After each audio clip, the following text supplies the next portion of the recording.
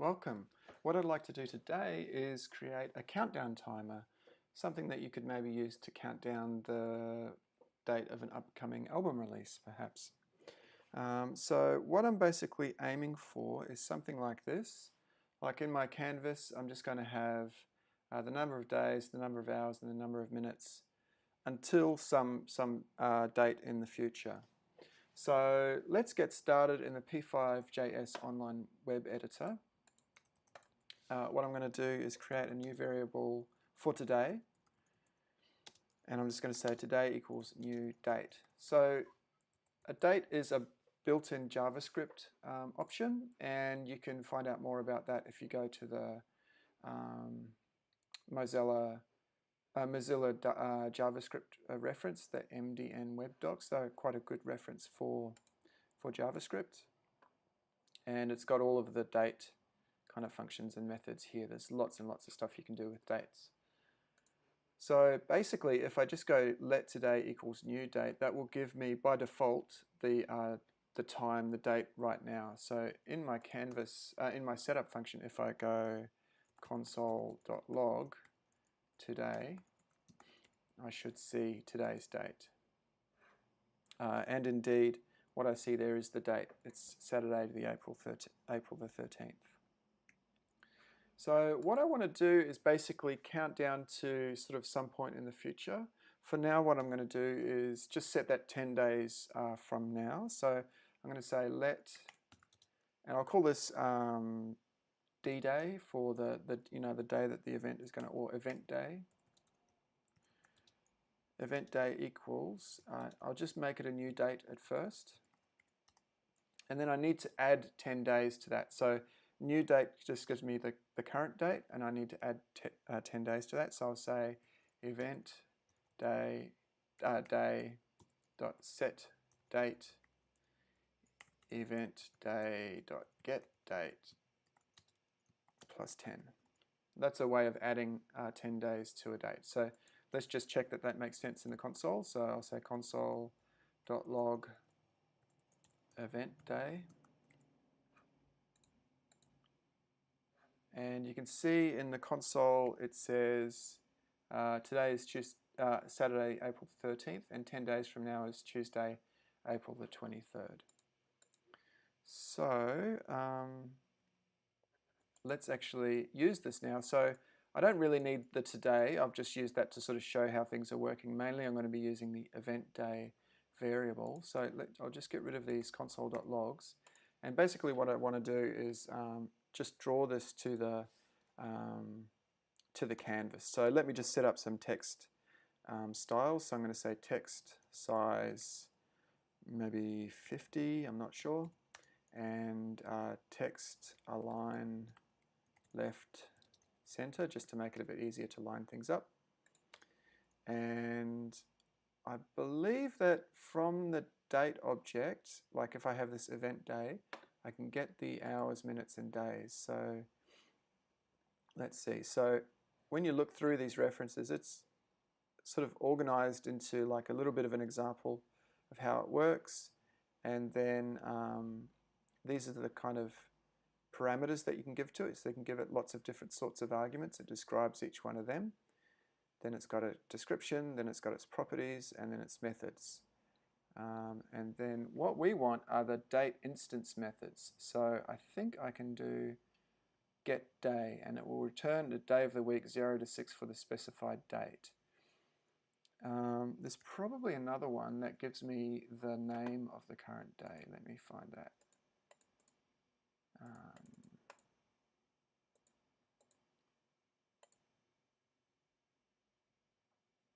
Day of the month, day of the week.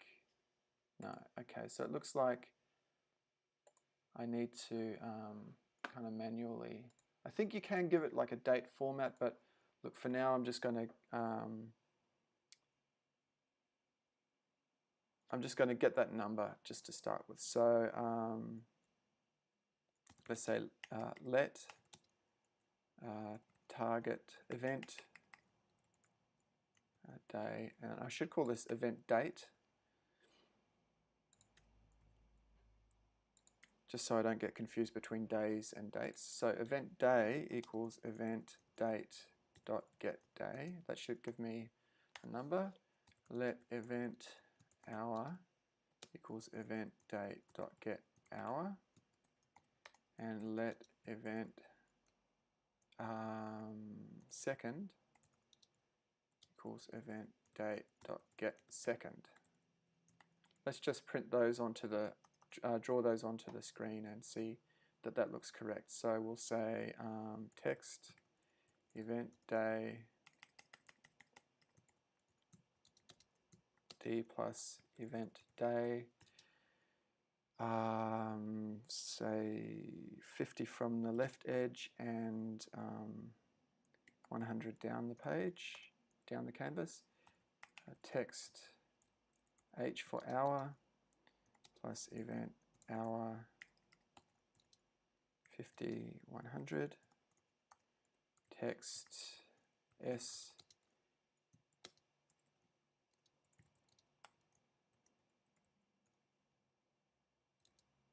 50, and this should be 200 and 300. Event date.getHour is not a function. Okay, did I get that wrong?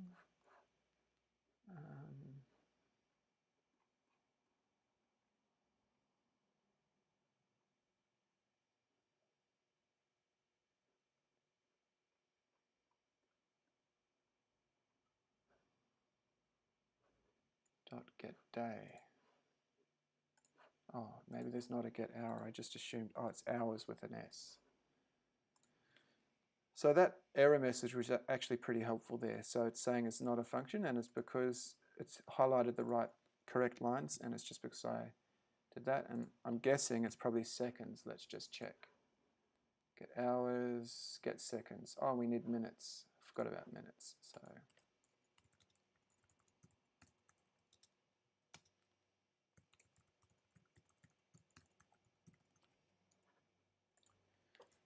hours and seconds, and hours, seconds.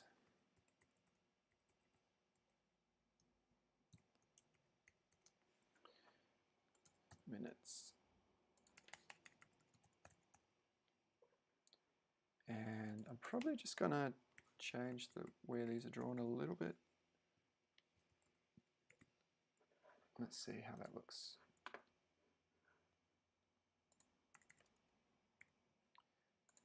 $150 and 200. So D2, H10, M36, and S51. So let's have a think about that. I'll console log my target date again.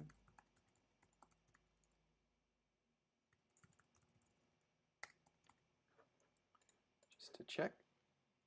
So Tuesday, so it's Tuesday the second day of the week. I guess maybe Sunday, Monday, Tuesday. If Sunday is 0, Monday is 1, Tuesday is 2. And 10 is the hour, so yep, it's 10:37 a.m. 37 minutes and 9 seconds. So that's the target. Now let's get the current day, minute, and second. So we actually covered this in the week 6 tutorials when we looked at time. And so processing gives us some built-in functions for getting time. So day equals day, hour, and I'm just going to use D, H, M, and S because if I use day, then it just gets confused because there's already a day function defined. So yeah, sometimes that causes problems. So H equals hour, let M equals minute, let S equals second. I think that's right. I'll just console log it before I go to the trouble of drawing it to the screen.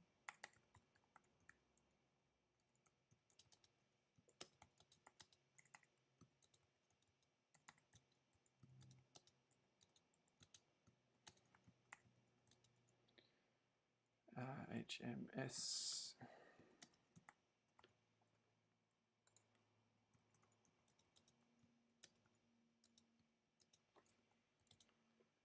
Right, let's just do that. We should see, yeah, it looks like it's working.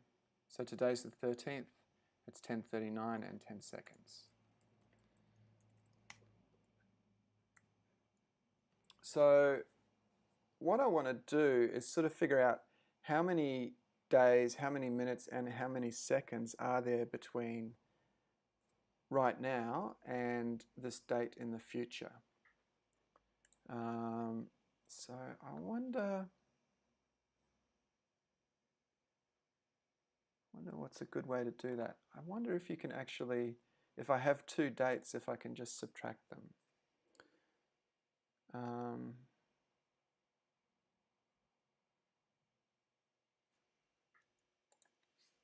Let me stop that. Let's go back and I'll create that today again, or I'll call it now. N for now equals new date. Time between equals event date minus n. Let's see what that gives us. So console.log time between. So maybe this will give us like the number of milliseconds between now and then. Yeah, so it looks kind of like it does. So it's kind of counting down on this last part. So if this is just the raw number of milliseconds, I might not need this extra stuff here. What I'll do is take that raw number of milliseconds and divide that up into the different pieces to figure out how many hours, minutes, seconds, and days. There's probably a better way to do this, but I'll just show you on paper how I would go about figuring that out. So if I have some number of milliseconds, like 1,000 milliseconds, if I take that number and divide it by 1,000,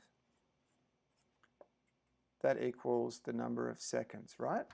So if I have 3,652 milliseconds, that equals 3 seconds. And I'm going to just throw away the leftover part. So firstly, let's do that. I'll take the time between from here, and I'm going to say let s for seconds equals, and I'm just going to use the integer function to round this to the whole number. And I'm going to say time between divided by 1,000, right? That'll give me the total number of seconds. And I'll log that number of seconds to the console now instead. So that's kind of going down about 1 every second. Now, same thing, if I have a number of seconds, say I have 121 seconds, if I divide that by 60, that equals 2 minutes and 1 second left over. So to get the minutes out of the seconds, I just need to divide by 60.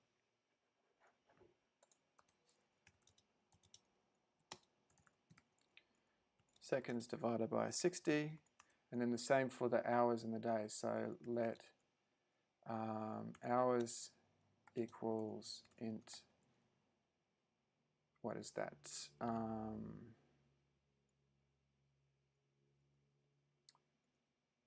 The number of minutes divided by 60, and then let d equals int the number of hours divided by 24. And I'll log this into the console again. I'm going to use a string template. We haven't covered these before, but it's just a quicker way to write out a string. So I'm going to say days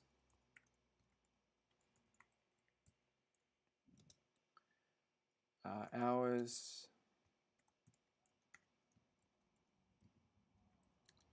minutes,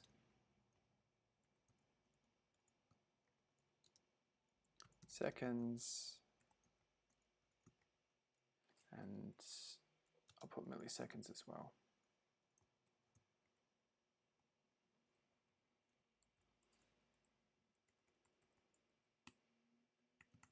And just to be clear, I'll call this milliseconds.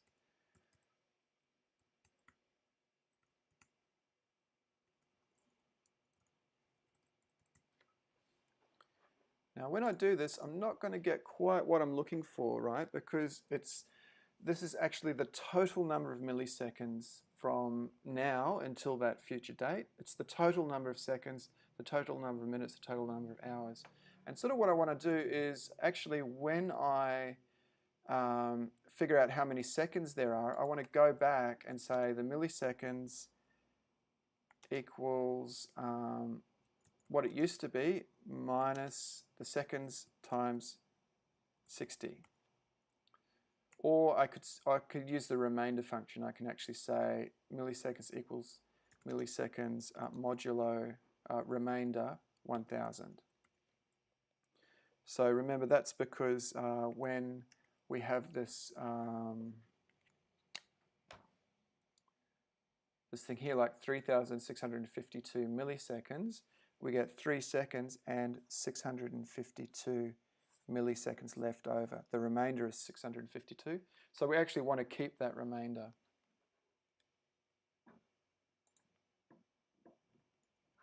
So that's what I'm doing here. I'm just getting that remainder, whatever it is, 652 or whatever. And I'll do the same for the seconds equals seconds remainder 60. Minutes equals minutes remainder 60. And hours equals hours remainder 24. So now when I look in the console, I get 9 days, 23 hours, 59 minutes, 53 seconds, and a whole lot of milliseconds. So that looks about right. So I'm going to now just draw those to the screen. So let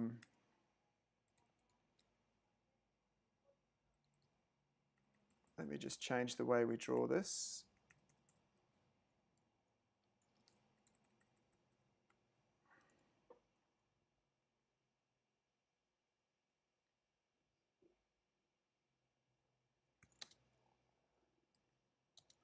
So I'm going to say D plus days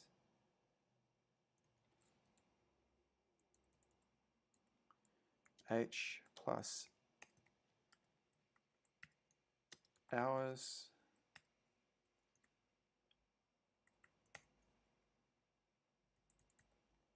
M plus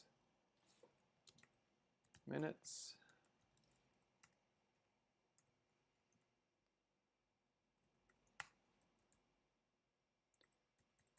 and S plus seconds. I'm not going to worry about milliseconds.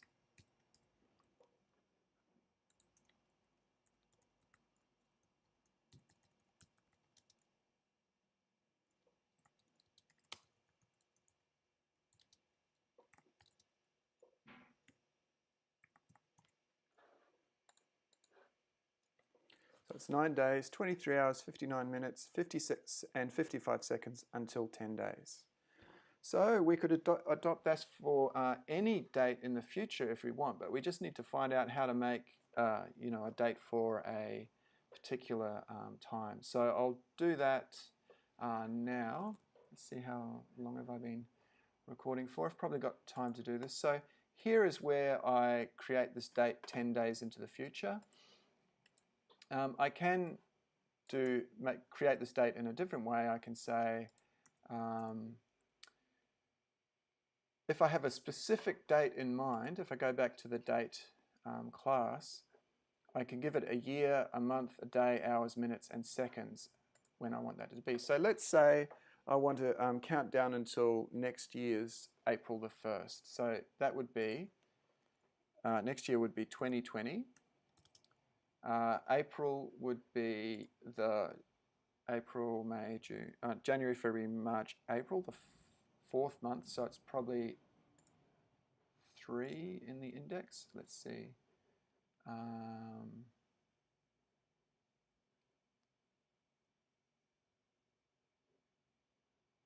So no, 1 is the first month of the year by the looks of it. Oh no, January, month index is 0 based, yes. This means that January equals 0 and December is 11. Okay, so January is 0, then we've got January, February, March, April. That means April, even though it's the fourth month, is index 3. So I'm going to say it's 2020 April, and then let's look for the day.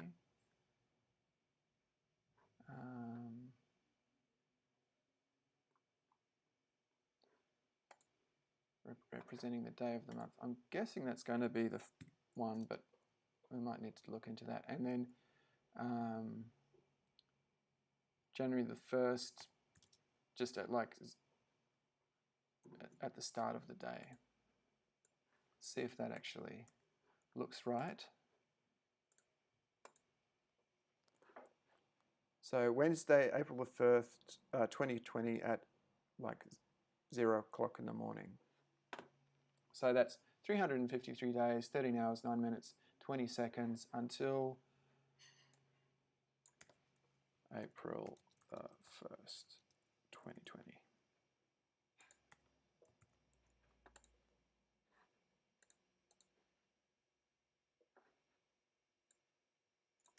Let's get rid of the last part. So that's it. That's how to make a simple countdown timer. I'm sure there are other things we could think about doing with this, like think about how could you have certain events or changes happen into the future. Like let's say if we're doing something for April the 1st, each month as we get closer to that, some graphic appears on the canvas, or maybe a sound plays at specific dates, things like that. All right, happy creative coding, and look forward to hearing your ideas and what you can do with this.